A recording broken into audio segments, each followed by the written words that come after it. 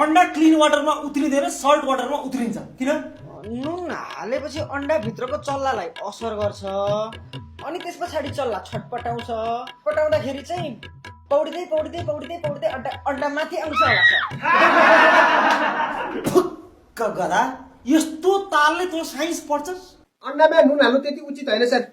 अन्डाको वेटै घट्दो रहेछ राम राम राम राम तेरी माँ टुक्ने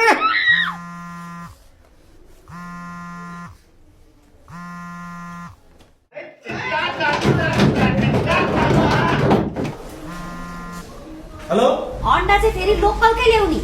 लो राक्षस नि